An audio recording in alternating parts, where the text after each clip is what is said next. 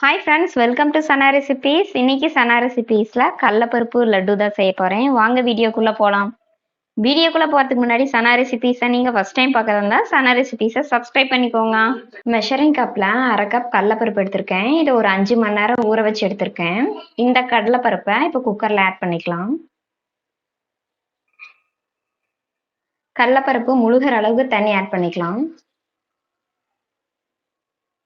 இப்போ cooker close பண்ணிடலாம்.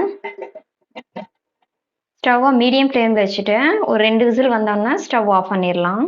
2 whistle வந்துச்சு. இப்போ ஸ்டவ் ஆஃப் பண்ணிடலாம். ப்ரெஷர் அடங்கின உடனே குக்கர் மூடியை ஓப்பன் பண்ணி பார்க்கலாம். ப்ரெஷர் நல்லா அடங்கிடுச்சு. இப்போ குக்கர் மூடி ஓப்பன் பண்ணி பார்க்கலாம்.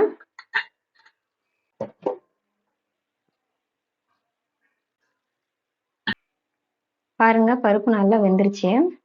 வேக வச்ச கடலைப்பருப்பை மிக்ஸி ஜாரில் இப்போ மாற்றியாச்சு. இப்போ இதை நல்லா அரைச்சிக்கலாம். கொஞ்சம் கூட தண்ணி சேர்த்தாம அரைச்சிக்கணும். பாருங்க, கடலைப்பருப்பை நல்லா மைய அரைச்சாச்சு. இப்போ இதை தனியாக எடுத்து வச்சுக்கலாம். கடாய் நல்லா சூடாயிருச்சு. இப்போ 1/4 கப் அளவுக்கு தண்ணி ஆட் பண்ணிக்கலாம். 1/2 கப் அளவு சுகரை ஆட் பண்ணிக்கலாம்.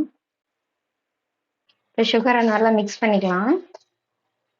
கம்பி பதம் வந்தோடனே நம்ம அரைச்சி வச்சிருக்க கடலைப்பருப்பு ஆட் பண்ணிக்கலாம். வாசனைக்காக 2 ஏலக்காய் ஆட் பண்ணிக்கலாம். எல்லோ கலர் ஃபுட் கலர் லைட்டாக ஆட் பண்ணிக்கலாம். பாருங்க, ஒரு கம்பி பதம் வந்துருச்சு. இப்போ நம்ம அரைச்சி வச்சிருக்க கடலைப்பருப்பை ஆட் பண்ணிக்கலாம்.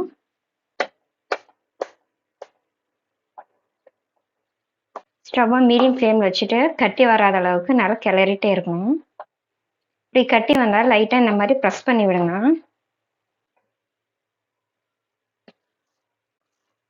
5 மினிட்ஸ் நல்லா ஆறட்டும். இதை தனியாக எடுத்து வச்சுக்கலாம். தாளிப்பு கரண்டி நல்லா சூடாயிருச்சு. இப்போ 1 டீஸ்பூன் நெய் ஆட் பண்ணிக்கலாம்.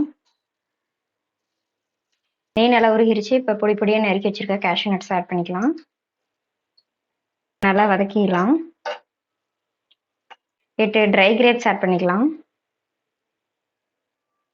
பொடி பொடியாக நறுக்கி வச்சிருக்க ஒரு 10 பாதாமையும் ஆட் பண்ணிக்கலாம். இந்த நட்ஸை நல்லா வதக்கிக்கலாம்.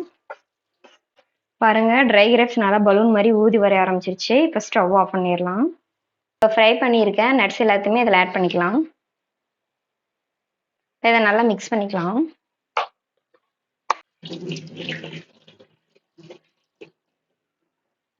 இப்போ இதை பிளேட்டில் மாற்றியாச்சு. இப்போ கையில் லைட்டாக நெய் தடவிட்டு உருண்டை பிடிக்க ஆரம்பிச்சிடலாம்.